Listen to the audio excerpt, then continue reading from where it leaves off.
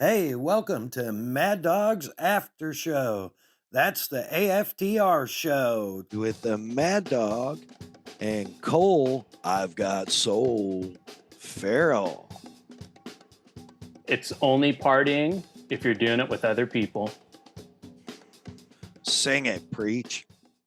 I decided to fly through the air and live in the sunlight and enjoy life as much as I could, and that's just what I'm doing.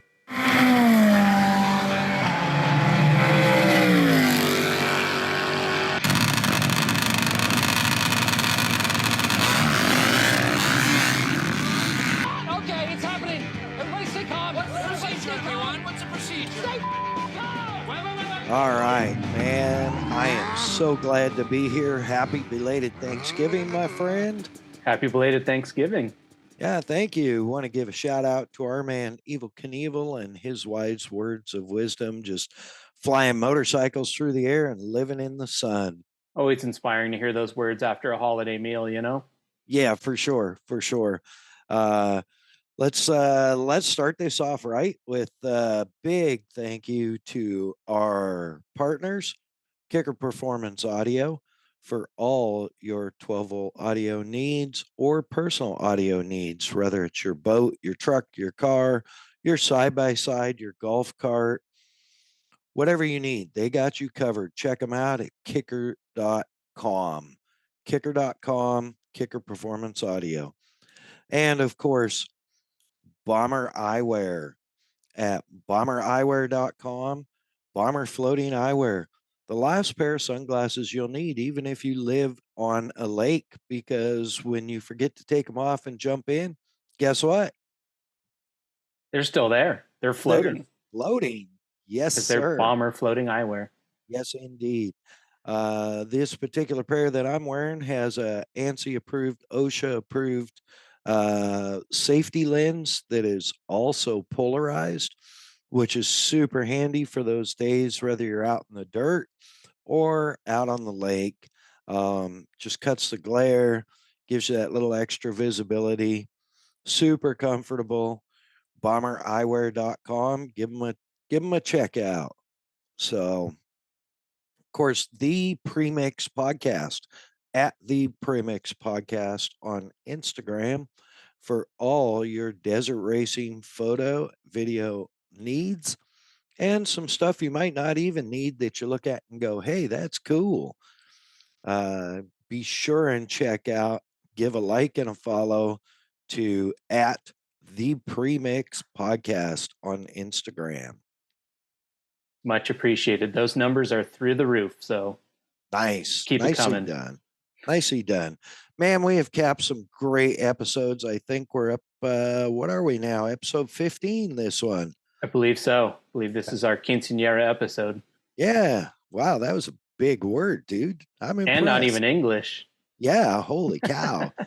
I think that's Canes in French, but I'm not sure. Some hater will correct me, I'm sure. That's fine. That means people are listening, and that's okay.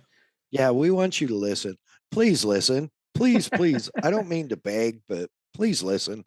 Please enjoy. Please laugh. We're not even going to do the like, subscribe, comment. Nope. Just listen. Just listen. That's all we want. Just listen. Volume doesn't have to be on. Just listen. And have fun. And have fun. That's actually more important. Yeah, absolutely. Man, we've been working on some cool stuff behind the scenes. Kelsey Morrell Film, that is one of my daughters who is a film production student, almost done now, that has a great grasp on this stuff, has been remastering all our videos from these, and it won't be long, and we will have those up on a YouTube channel. So that's it's really cool to see, knowing where we're at now, to see the progression from episode 1. Even I think I've completely stopped waving, so there's that. But it's really cool. It's really proud for me to see her handiwork, because she's just slaying it, dude. I mean, it's just cool. I'm sure you've been through a little bit of it. It's just so cool to see what she's doing with our little side project here. And to be fully honest, I'm not the best producer in the world, so the content that I give her to work with might not be the best, and she's making gold out of it. So props in the world. That's the Morel way, is to figure it out. Yeah, it's persevere, right? We persevere. My granddaddy, Grandpa Ray, told me years and years ago that Morels persevered. That's pretty And cool. yeah, and you ask any of my kids and they grew up with that. So that's just one of the things, like, it's what we do, Yeah, right? So, and man, speaking of things we do, we had a great opportunity. Uh, Actually got back on an airplane last week. Planes, trains, and automobiles. We spent Thanksgiving with our family up in Bend, Oregon, where it was freezing ass cold. Dude, so cold, like 20 at night. I was gonna say, did you even remember what cold felt like? I didn't. I didn't. And it was vicious and brutal, and I don't like it anymore. So it makes you grateful for Havasu coming home. Yeah, definitely. Definitely. I wore long pants every day. Whoa, I don't even know if I know what you look like in pants. Right? I know. Yeah, it's crazy. And of course, right before that, we wrapped up I think it was the 11th annual Sand and Water Expo, Lake That's right. Havasu. Yep. Um, Mother Nature was not kind to us on Saturday. Friday, it was cold. We woke up to a brisk 43. Ooh, a desert cold. Yeah, definitely a crisp, just right there on the lake shores, right at Windsor. And we had a great setup. I was working with Kicker, and we had partnered with Rod from Gator Wraps on the booth, and the booth just looked killer. We had a fantastic setup. Um, Event opened at 11 and we started getting some traffic. We actually had pretty decent traffic considering it was a Friday, Mm-hmm. and it was cold. Um, and we had a lot of fun. Rod had some really cool stuff. He had a sand dragster in there that he had wrapped. I got to visit with them a little bit. It's pretty crazy, man. A full blown alcohol V8 sand drag that ran I think he said his best time was 278 in the 300. That's so Um, crazy. Insane, insane, dude, insane. So, and then we just had a lot of cool stuff. We had the Elite Audio Kicker boat, um, which is just over the top. We've covered it a couple times, and man, that boat is insane. Uh, I had Captain America, the grinder, the old Dodge Dually in the booth, had it all cleaned up thanks to my good buddy over Detail Davy at Top Notch there in Havasu. Got me a quick exterior right before the event started. Um, Man, we had Elite's Tesla that they have all wrapped and audioed out. They had a little um, mini pickle fork, a mini boat that was actually a pickle fork that they've put audio in. Oh wow. Yeah, it's like a 14-foot, maybe smaller, real flat pickle fork boat with I think it was a 75 or 90 horse outboard on it. Sounds like a good time. Yeah, yeah, I definitely want to get an opportunity to take that for a rip. Um, So yeah, there was just, of course, the Kicker Razor. We had a couple other razors, Can-Am X3, of course, Gator Wraps, big crew cab, international crew cab, pickup bed, tilt bed. That always is just a huge presence, and it's wrapped in green chrome. Yeah, you can't miss it. You I can cannot. actually probably see it from my house right now. Yeah. Yeah, I'm pretty sure I could see it across the lake. Um, so yeah, no, it was a good time, and unfortunately, Friday afternoon, we're trucking away. We're having a good time, hanging out with people, talking to people, and just living loud by Kicker, and really sharing the stoke and sharing the love. And my phone goes beep beep, and I look, and it's a weather advisory for our region, and a high wind advisory for that night and Saturday. So erring on the side of caution, I pulled the fabric off the 10 by 20 for the night, Friday night when we packed down. Good call. Yeah, it turned out to be a great call because Saturday morning we had roughly 30-mile-an-hour north winds coming straight down the gorge with gusts of 45. And we just did not get a break all day. Really? Oh, was that was on Saturday that it was just ripping? Saturday, it was just ripping. It was cold. The wind was absolutely brutal. It's, of course, filling every gap in your teeth with sand. I'm pretty sure I'm still making pearls. Dude, it was just gnarly. Sand, water, and wind show. Yes, yeah, for sure. So, but we made the best of it. We hung out. We talked to as many people as we could get to come by. We ended up packing up a little early, which is not my style at all. But there just wasn't much for traffic. People were over the wind by the afternoon, late afternoon, and so it was best just stick a fork in it while everybody was safe and able to warm up at least still. Yeah, And live to fight another day, huh? yep, exactly.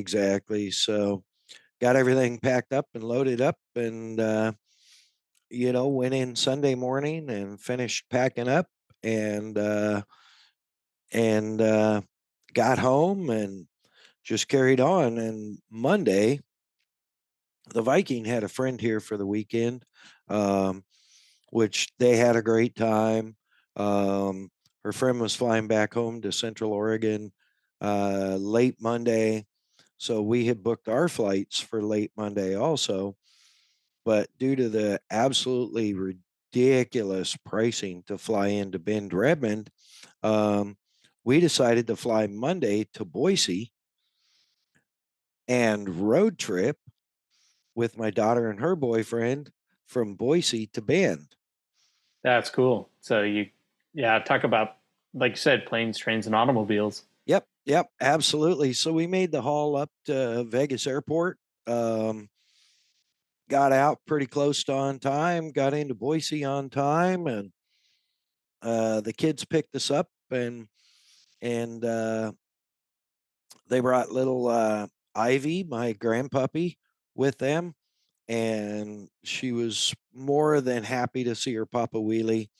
Um, and we had all packed pretty light because the automobile of choice for this road trip was a 2015 Kia Soul. Oh no. Oh yeah. I was going to ask what the weapon of choice was. That Yes. is not what I was expecting. No. No, we almost took the silver bullet because Jeff has bought the silver bullet from me. But we decided to go with the Kia. Everything fit. It was tight. Thankfully, good old dad is a Tetris master. And that car doesn't, weirdest thing. So it doesn't come with a spare, Yeah, that's a new thing. but it does come with a spare well. Yeah, you have to buy it as an option. Yeah.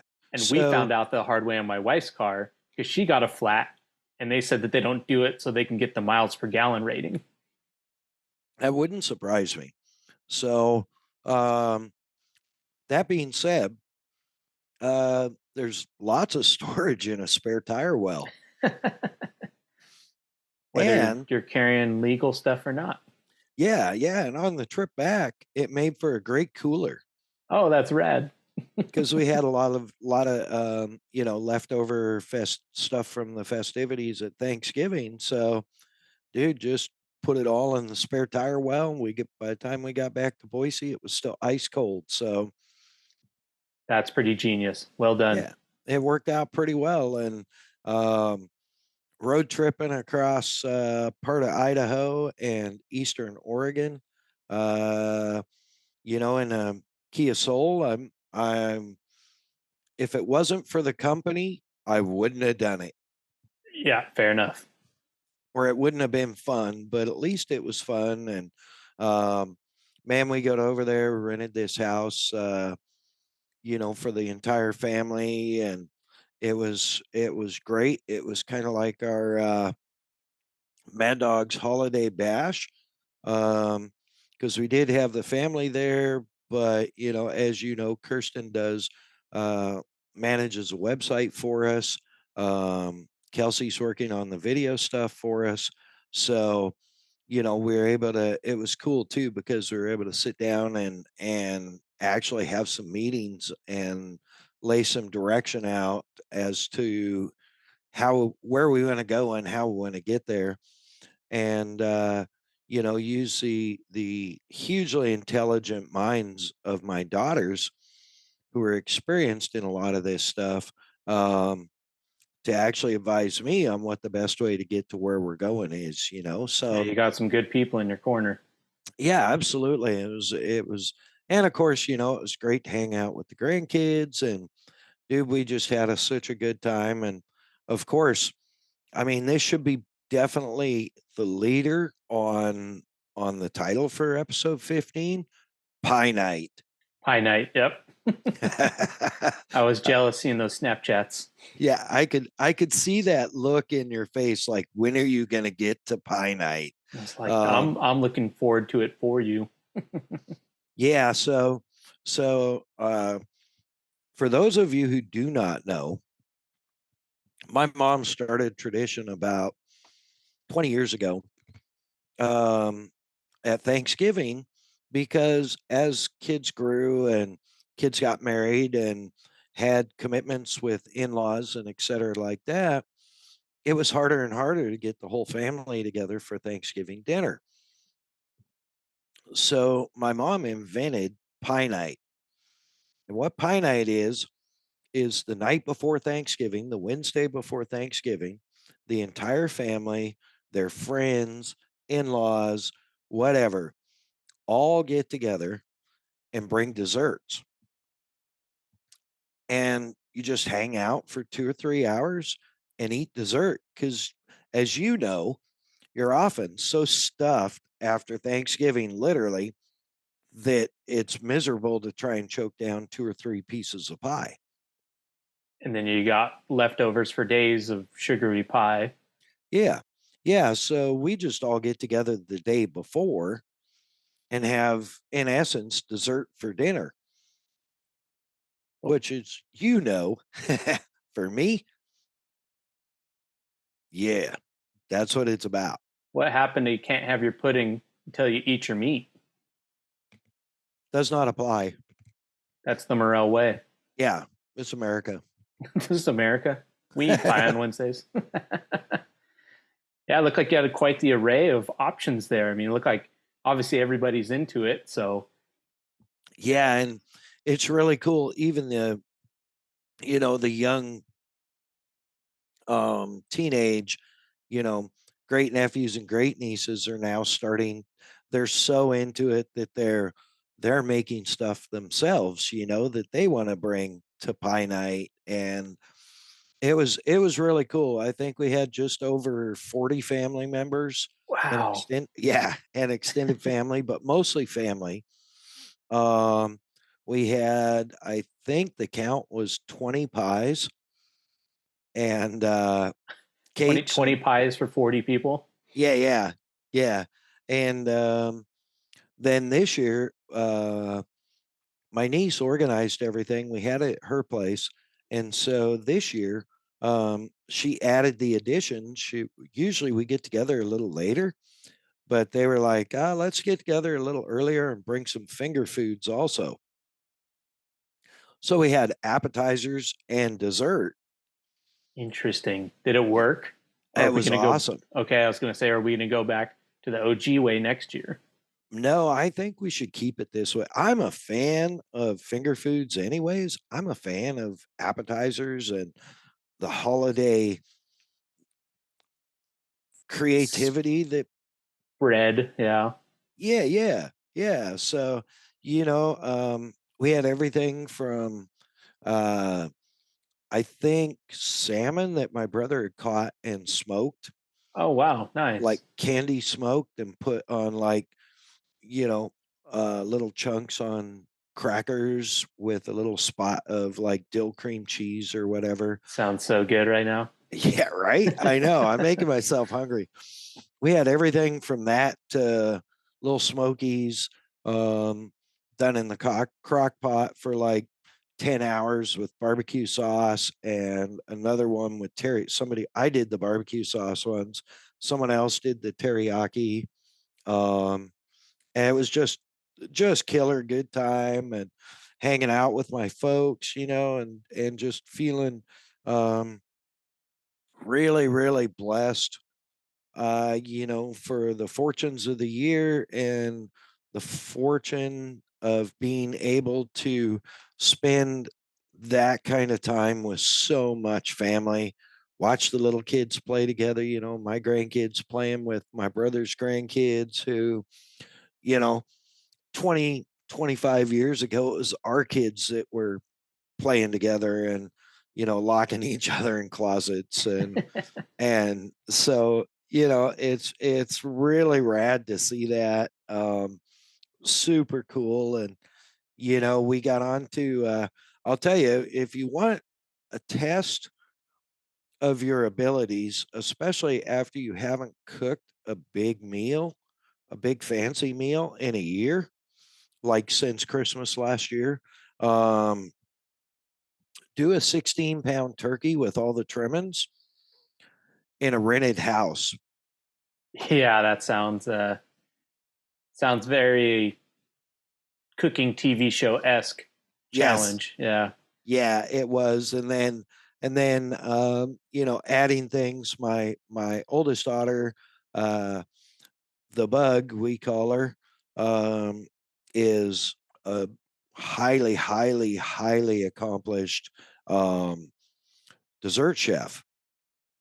And I would say, although she's very modest, I would say she's an accomplished chef also. But she just wants to go with dessert chef.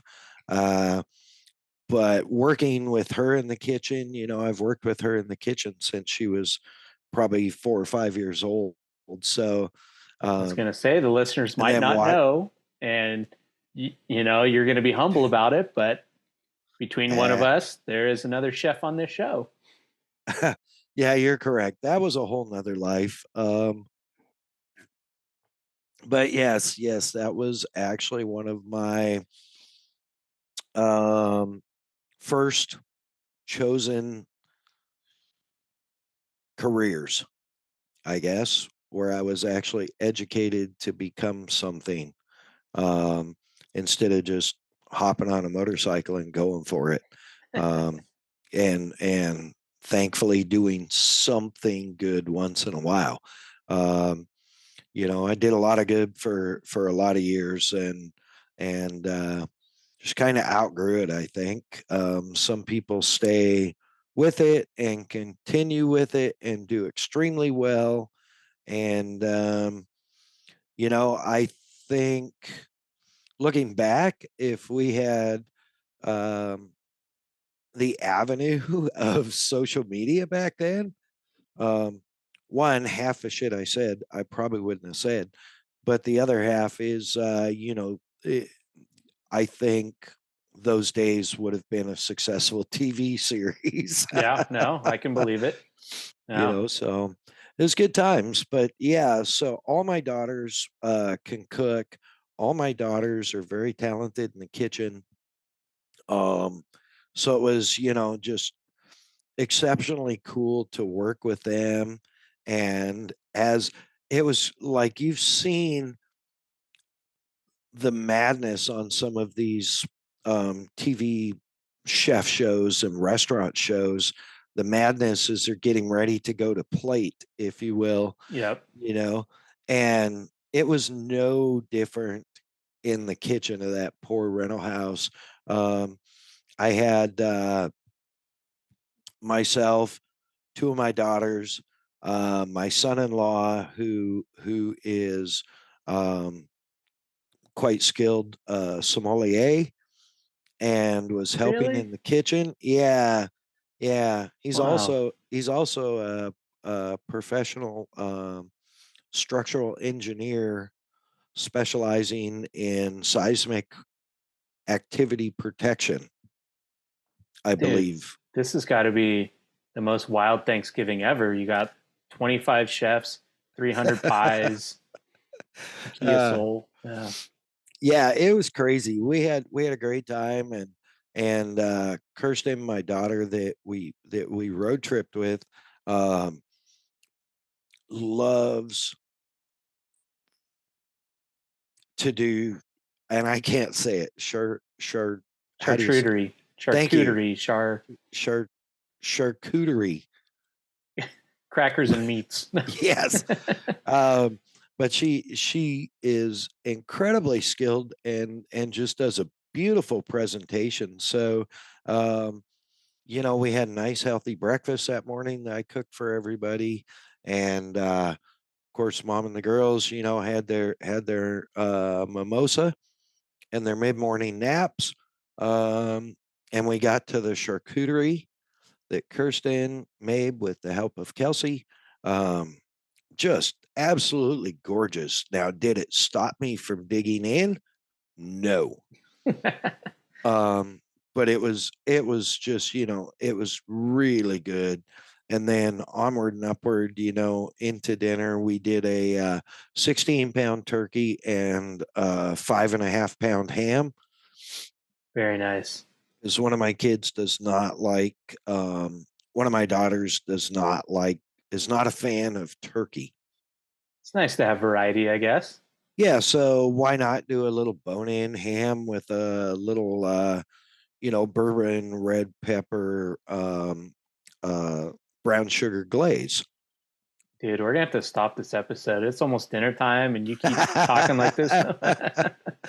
So and we all sat down. They got the table ready. We all sat down, and it was just a real blessing to be able to express our thankfulness all the way around the table. Um, Unfortunately, the youngest triplet that has the Nugget, my granddaughter, the Nugget, and my grandson, Jaxie Boy, little man, um, was already committed to have Thanksgiving dinner with her in laws. So we missed that. But we had a great evening, had a great time. And then, the next morning, uh, it was Nugget's birthday was Monday. And so we celebrated big time Friday morning. They came Nice. over. We made chocolate chip pancakes. We had bacon. We had eggs. We had sausage. Um, we had ham. Um, what else did we have? Good Lord, we just had everything. Just this big huge breakfast, and then broke out the cheesecakes and the pie and birthday presents, and it was just so great to have even more family there and spend, 2/3 of the day just hanging out and eating and letting all the kids run wild, and man, yeah, it was fantastic. It was really cool. We got to go over Saturday and have coffee with my parents. And it was great because we had Kirsten and Jeff with us. Um, and we got talking, and my dad got into story mode, which, I mean, if you followed this podcast, my mom had some health issues, had a little mini stroke. She's doing great. As a matter of fact, on Pie Night Day, she baked 4 pies. Wow. She's hustling. Yeah. Yeah. So, I mean, holy cow, it's just like, wow, that is one tough old bird. What a I mean, comeback. yeah. Yeah. You want to talk about the comeback story, man. That's it. Um, so yeah, we had my dad started talking about gnome stories because we were talking about groceries, and then they got talking about um, how they had to order groceries twice a year to come in on the ship. Um, Nome, Alaska, correct? yes, Nome, Yep. Alaska. That's where I was born. That's where I'm from. Shout out, Nomites. I've been there. Yeah, have you really? Yeah. I They didn't did have a not know that. statue of you, but I've been there. Oh, I did not know that. Yeah, I Yeah. was born 6 blocks off the Bering Sea. I know. Okay. I probably So walked by your house. yeah, I'll bet you did. Um, so yeah, now and that turned into some old stories. One of the funny things that it turned into was a story about one of the guys that was my dad's that was good friends with my dad that was in the church up there, Eskimo gentleman, and he worked. There was a narrow gauge railway that ran out of Nome to a village, and it was decommissioned. And this guy and his sons worked to tear it all up because someone had bought the railroad and was moving it to, any guesses? I will bet you've ridden this railroad. The one that runs through Denali National Park. Negative. Think Uh, way further south. like by my house, like the coastliner. Like the railroad on Catalina. Oh no, I've never been. Never been to Catalina. Okay. No. Yeah. So, anyways, that I believe it still exists, but my dad would go out there and help him um, once in a while, and they tore up this entire railroad and loaded on a ship and shipped it to Catalina Island. How crazy. So, which turned into my dad and my mom telling us about their first trip to Catalina in 1950. Yep. And they were going to take a boat, and the ocean was too rough, so they flew. They were with their best friends. Um, so, it's just really funny. I had no idea, you know, and of course that turned into I got 8 minutes of voice recording that I am going to have Kelsey master for us.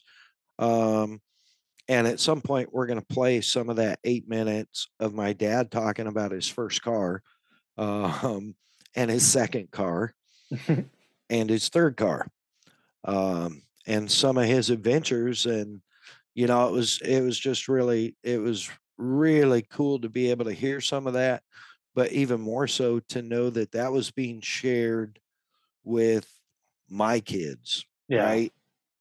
So the story doesn't end with me, and hopefully um, we're going to get my pop on here at some point. I'm going to have to probably have my oldest sister sit down and set up the Zoom on his Surface. No, he's got a, I don't know what it is. Anyway, But one of those things. oh, what's the Google thing? A Oh, I Google. don't know. It's a Google laptop, anyways. Um, so yeah, but dude, yeah, and then it was like next thing you know, it's time to pack up and head back, and um, we had I got to tell you, so the Kia Soul, we're rolling across, and I know you have been in some of that area, but you come out of Boise, basically you're on like interstate 80 miles an hour. We're cruising along getting like 26 miles to the gallon, Mm-hmm. loaded to the hilt at 90 miles an hour on cruise. I don't get it, but anyway, and then you kind of go off through the country, and through this area called Ontario and Vale, which is basically like onion country. Okay. That's like serious onion country. They're proud of their onions. They got onions painted on sides of barns out there.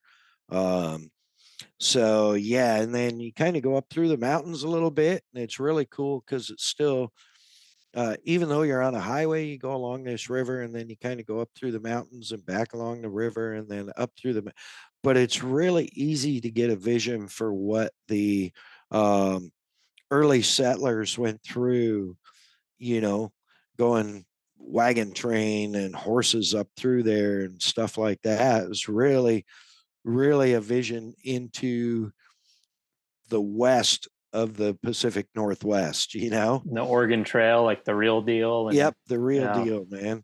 So, but anyways, as uh, we got away late because kids had to work. And so, as the last stretch is about 120 miles and it's almost straight the whole way. Um, and it's kind of rolly. Um, and it's boring. It is just boring. Well, when you're doing it in the dark, it's really boring. Um, but it was funny because we're driving along, we're about an hour from Bend still, and yet another oncoming vehicle flashes its high beams at us. And I was riding shotgun up front, and Viking and her daughter were in the back, and me and the Jeff were up front, and Hefe's like, I don't understand. I'm on low beam, and I'm like, oh, that's really weird. I'm like, uh, I bet this poor suspension is so sagged out. 4 suitcases, 4 people. And so, yeah, that's what it was. That It you was made a so, pre-runner out of it. yeah, we made a pre-runner. We had the full pre-runner sag going on. See, it's such a funny thing because it can only be three things. There's an accident coming, your high beams are on, or Johnny Law's sitting there. And Right. personally, I don't like when they flash the beams at me for the cop. I'm like, don't scare me like that, you know? Right. Yeah, that's where you turn them on and off. Yep. On and off, that's the code. Flashing high beams is either your high beams are in their face or there's a situation, right? So, but anyways, yeah, it was quite the road trip anyways. So then it was like, oh, let's see if this one gets us. Oh, let's see if this one gets us, you know? So it kind of helped the last hour go away on a long day. It became a family game. Yeah. So that was really cool. Of course, coming back, we didn't have to worry about that. We rolled all the way back in the daylight. I've got to say, not a lot of room in that car, but we Nope. made it. But it just, I mean, he had the squirrel screaming a few times, making some passes, and it just kept digging. It kept going. I was pretty impressed. So, Do uh, those cars, do they have a CVT in them? no, this one actually has a real Thank transmission. goodness. Okay. That can make a road Yeah, trip yeah. even longer. Oh, yeah. Yeah, it'd drive you crazy. It's Jump like, out. yeah, right. But anyways, yeah, we got back, and we got back Sunday evening. Um, Monday morning, we're on a flight home. Um, and with a quick stopover in somewhere, we flew to somewhere, San Jose. Oh, okay. Had a little quick stopover where the Viking and I grabbed some lunch and hopped on the next flight to Vegas and got back and made the rip through the desert as fast as I could, heading down desert to the river rush. Yeah, man, it was a great trip, and it was good to fly. It was great to fly and not wear those stupid masks Yeah. because It's I haven't flown since middle of February this year. Yeah, St. I was March. Yep. Yeah. So, yeah, that was supreme. Everybody seemed in a little better mood on flight crews and stuff like that. Um, we flew Southwest, which was cool. The last flight crew, um, they were on their last leg of the day, and they didn't seem into it at all. I was pretty disappointed. I was hoping I'd get a survey so I could, you know, tell them. Um, but yeah, they just didn't even seem too enthused. Rest of the flight crews were superb, though. Yeah, that's like Southwest thing is to be like, we love you. When you're here, your family. Yeah, Everybody put on a smile. yep, So that's kind of absolutely. disappointing, but Is hopefully the what it next round is. is good. Yeah.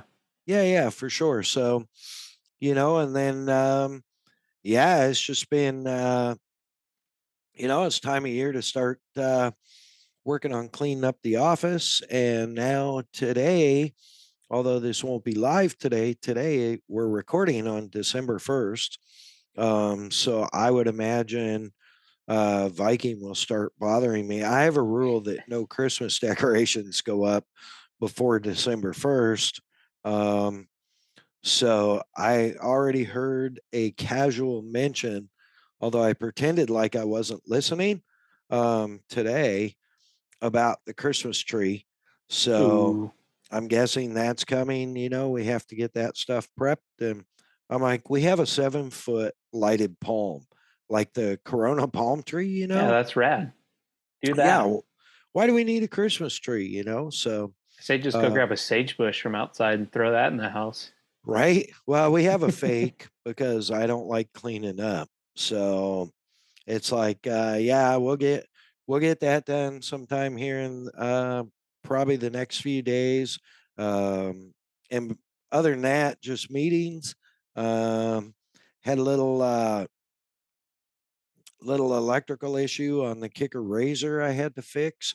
Uh, so that was yesterday afternoon. I spent yesterday afternoon fixing some wiring uh, where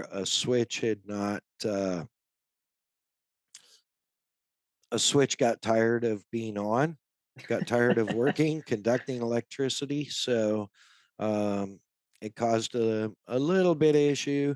No blown fuses, no melted wires, just some crispy wires, some hard wires. Uh, so I went through and fixed it all.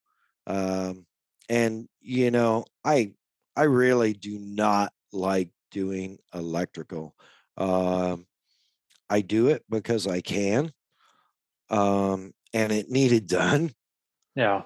but I just don't like doing it. It's I don't like, either. I feel like things can get out of hand fast. yeah, you really have to. For me, it's like I really have to commit mentally to pay attention. Right. And Lots of pictures, lots of masking to mark what wire goes where. yep, yep. You saw that picture. Uh-huh. I hate routing new wire, like poking holes in the dashboard. Oh, yeah, that's Yeah. Well, unfortunately, I didn't have to cut any new holes, but I had an entirely new power feed and daisy chain for the lights on the switch. Um, and so the daisy chain was a little bit short for my liking. I like when you pull the switch, I want to get it all the way out of the dash to unhook it. yeah. Um, and you weren't really able to do that. So I reworked all that, and it ate up a good afternoon, but it was a beautiful sunny afternoon, and I was working in the carport with the sun shining on my back and my t-shirt and shorts. So I've done electrical in a lot worse situations. Let's just say. So I have to tell you a funny story about that. My first car was a 66 Baja Bug. Yes. And so I don't remember why we were digging into it, but I think the fuel gauge didn't work or something on the minimalist dash of those bugs.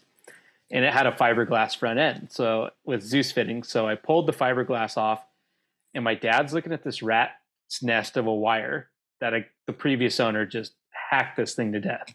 And the cars probably came with a hell of a rat's nest anyway.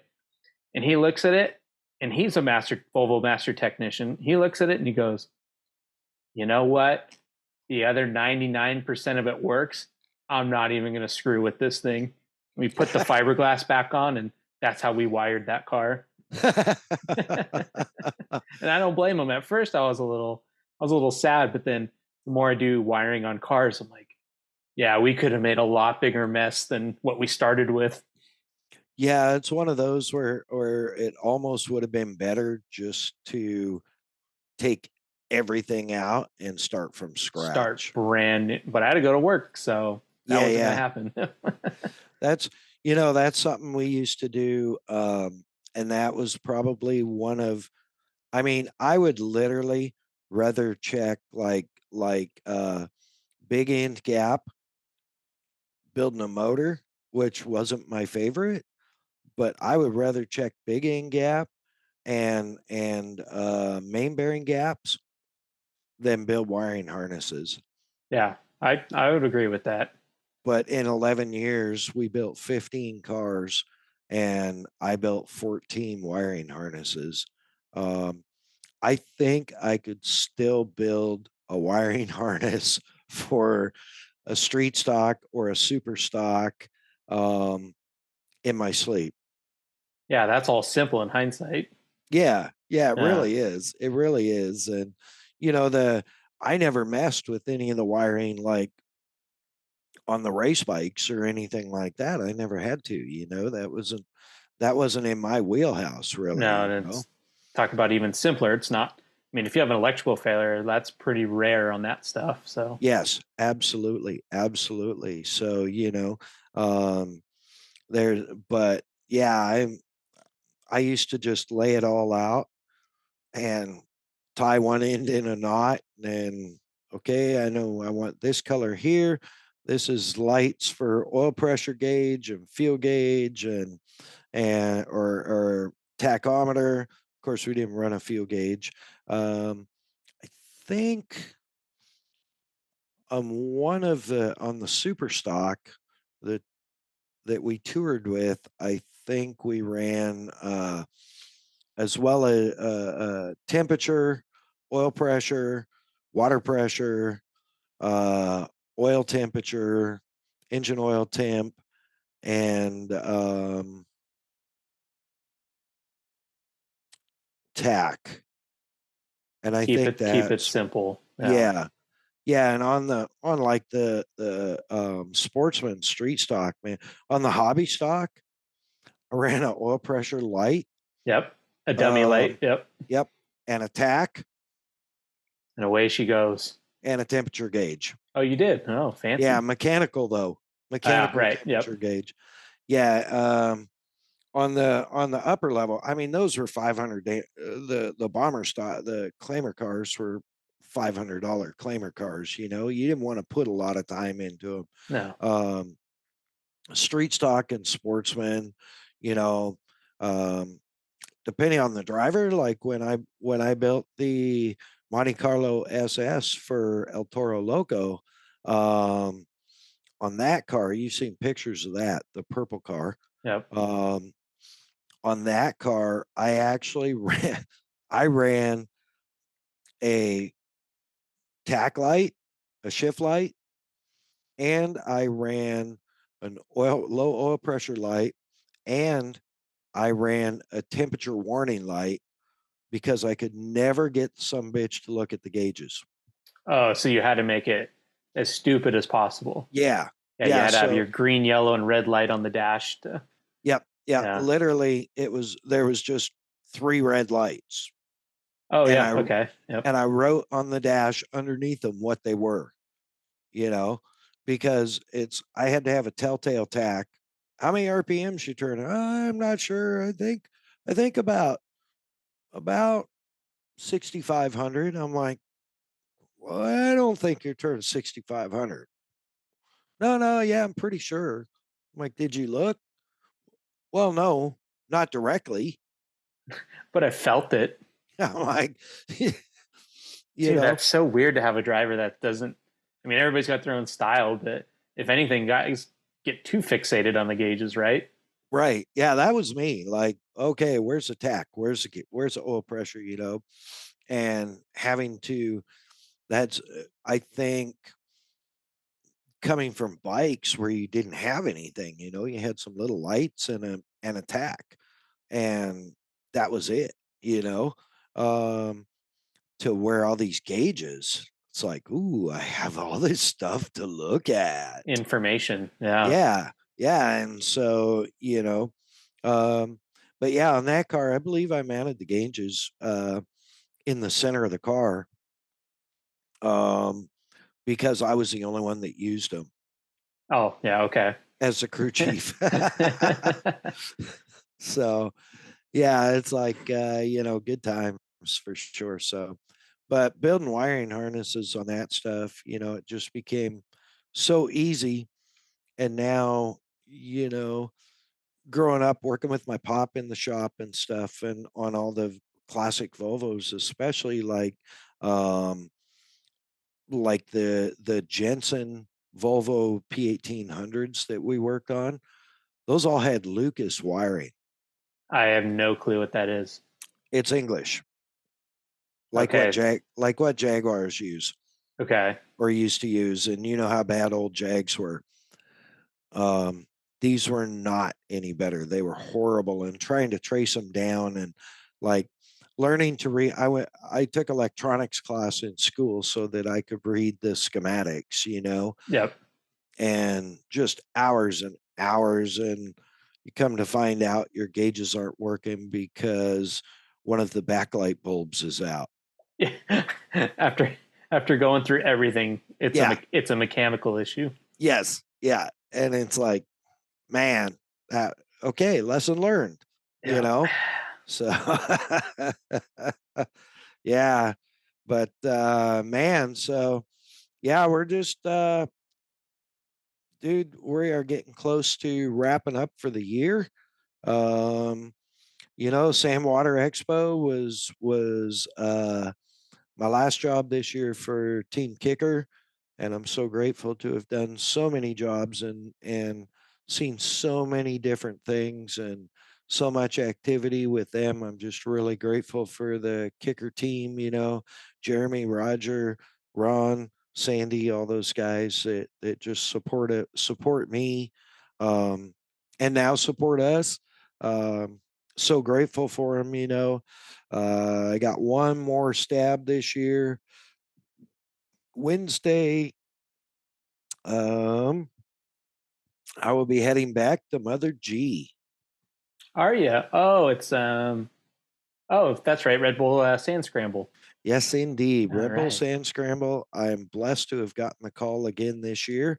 Last year, I was able to be the head of security, and I also did some base camp logistics, production logistics type stuff, and some vehicle fleet management. Uh, and I was blessed to get the call to go back again this year. And I'm being told that my job duties will be very similar. So, super excited. Last year was the inaugural first ever Red Bull Sand Scramble. And it was crazy fun, good, gnarly. Um, and to top it all off, the cherry on the cake, the cherry on the uh, Sunday, if you will. Um, my boy Mitch Guthrie Jr. pulled out the big W, which was super rad because I got spent a lot of time hanging out with him and my boy Seth. A couple of like these guys. You know, I don't know if you saw my birthday post for Mitchie the other day on Oh yeah, Facebook. yeah. Did you see the poor little skinny white boys, him and Ronnie Anderson, and And now they're men, yeah, yeah, and not just men, they're racing in Dakar and I think they're all every bit as tall as me and as super rad just to see those guys grow and then see them do so well, and be involved in an event that they're with a company that takes such good care of them, because I still consider them my boys, you know? Oh, absolutely. It's funny you say that because even before tonight's episode started, I was watching the Baja 1000 recap on Fishgistics YouTube, and he does an amazing job getting all the drivers together in each individual class. And he had all the UTV kids. I should say kids, they're probably only a few years younger than me. All the UTV guys, and it's like Seth, Mitch, it was RJ Anderson, and it's like these are all of Lauren's like like these are your kids, you know? Like I had to Yeah. laugh. I'm like, this is like a reunion of everybody that came through the program you're a part of, and I had to laugh about that. It's And like you said, now they're Dakar legends already at the age of whatever. 21. Yeah. Yeah. 11 stage wins. And one penalty to end it all. Jeez. Yeah. And one DNF and 11 stage wins. Still doesn't stop the fact that he won 11 stage wins. No, it's as he was and the nobody's youngest done and it. like the most at his age, and it was like The 6 most. records at once he broke. Yeah. Yeah. Yeah. And it's just, and you think, you know, I mean, I look at some of the old pictures, like from the 2015, 2014 or 15 UTV World. I think it was 14, might even been 13 UTV World Championships, you know, and Seth Quintero at the ripe old age of, I think, 10, won the 170 class. That was my first UTV World Championship win as a sponsor. I was with Muzzies then, and that was my first win of the day, which ended up that World Championship will be forever in my heart, because I think of the big classes, I think we ended up with 9 racers in the 12 podium spots of the 4 big classes. That's insane. And I believe we won every class.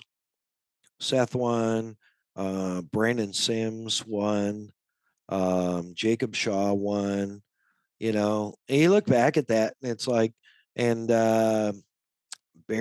Jim Barry, I believe, won the 850 class in his Terex, his Muzzy Terex, and Danny Rosenzweig finished third.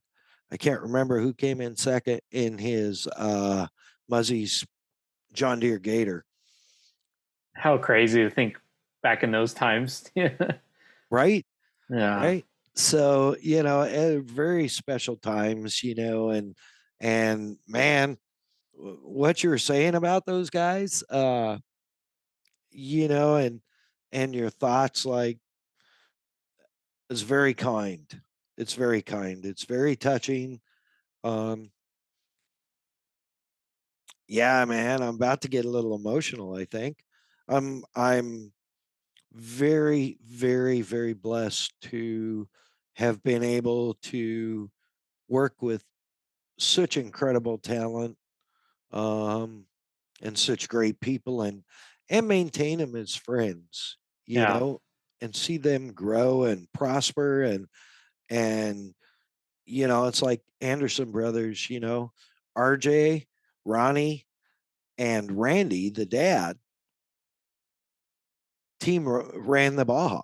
And Yep. I think they finished third, didn't they? Second. Second, yeah. And RJ was not happy about that.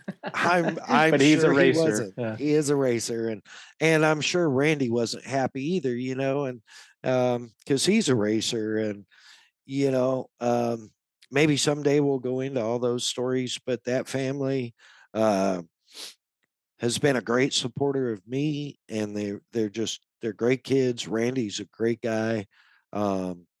I love Carol, Mama Carol, to death. You know, they're just such awesome people, you know, and same with the Quinteros, you know, I love them to death, and the Guthries, Mitch and Stephanie, Mitchie, um, just they left their racing stamp on my heart, Yeah, that's a good way to put it. and so yeah, um, I think my heart will always be vested in those teams and those guys, and Oh, yeah, yeah, it's hard not to root for him just because I know what a personal connection you have with those guys. yeah, they really are my boys, and I'm not trying to jump on the bandwagon or anything. They've always been my boys, and you know No, like you said, when when they're dorky kids, like you knew them and yeah you supported them and helped build their cars. I mean, that's not fake, you know? yeah no it's just so rad to see all of them doing so well. I'm so very proud of them all, and to have one tiny little tie to that is really really really humbling for me, because they're truly great people, Yeah. you know and was really blessed, and with that is also a big shout out to Rob Muzzy for trusting me. Yeah. And Rob Muzzy was not only known for being incredibly gifted builder and tuner, but incredibly gifted talent scout. Like, he had an eye for people to be able to do things. He discovered people that and brought them to the light and gave them equipment, um, you know, that really allowed them to shine and show what he saw in them. And like, to a little smidgen of a percent, I was able to do that with these guys, and just to be able to support them. Um, I wouldn't care if they were investment bankers right now. Right. Yeah. You know, Yeah. I mean, the fact that they're still successful racers with huge careers and still climbing, moving forward, is great, but it wouldn't matter. Um, I'm grateful to have those times that we had where I really could call them my boys, and I, girls, because I worked with a lot of good girls too. and then like that was just a little tiny taste of it, but I just had a laugh because I'm watching this YouTube recap and it's like just looking at all the squares. I'm like, Lauren knows all those guys way better than even Fishgistics does, you know? And Cameron Steele, who is hosting the thing. So yeah, I had to. I hope you get to watch it. But yeah, that was. I took something out of that completely different than what they posted. You know, I will definitely have to watch it, and Fish does a great job. I dude, real smart kid. Yeah. yeah, definitely a shout out. Um, way back when we used to have really good coverage. Um, UTV Underground used to do a great job of coverage for the side by side stuff back in those days on the desert stuff, and of course that's all gone away. Um, and but man, any desert race, I'm tuning in to see where my dudes are. I'm looking at Fish on Instagram. I'm like, okay, I know he's fresh. He's dude works his rear off. Posting hourly updates, doing Yeah, live videos, and yeah, I mean, I would love to meet the dude just for the fact that we can look at the same tracking data and I can have three screens and he can do it. But he can actually figure out, okay, here's the gaps that I figured out and there's a problem over here. And I'm like, we're looking at the same stuff. I know you're not kidding. It's like, but obviously you see what's going on better than maybe even Score does at the time and whatever. So yeah, yeah. It's crazy, and I spent a lot of time watching trackers oh yeah. um, for years. Now running And stopwatches and yeah, yeah, and it's like watching the clock and watching trackers and looking at compared times, and there were times I was tracking Baja all night because, I had 6 racers in Baja or whatever, and man, it's one thing to, as you said, to watch it and look at it, and you can figure it all out in your head, but then to put it in a way that people can understand Yeah. and people look at and get short, concise, boom, boom, boom. Here's the answers to your questions, right? Yeah. So, And he's doing it when, sorry, but the score isn't, there's, right. Yeah. Yeah. Absolutely. You're absolutely correct. And man, just he does an amazing job. And maybe someday we'll send him a message and say, hey, we'd love to have you on. we know he knows how to work Zoom. So Yeah, for sure. For sure. So anyway, yeah, man. I'm super stoked to get on with Red Bull Sand Scramble next week. If y'all are going to be out there, this episode should be up before then. Um, I'll be. Plan is right now, I will be posted up on Osborne as part of the security detail for the Red Bull base camp. Hopefully, I will be hanging out with my buddy Super Mario. shout out to Mario. Yeah, dude. I hashtag limping ain't easy. Mario, we're thinking of you. We love you, and I look forward to seeing you, buddy. Hopefully, his boy Andrew will be there. Young Andrew, who's a dude's a stud, man. He's just solid. He helped me so much last year. Just jumped in and super attitude. Uh, Helped his dad change the transmission on their rail, which I'm not going to go into. Somebody might have sidestepped the clutch. Oops. Yeah, so and just all over helping me, whatever he could do to help me, and super grateful for that.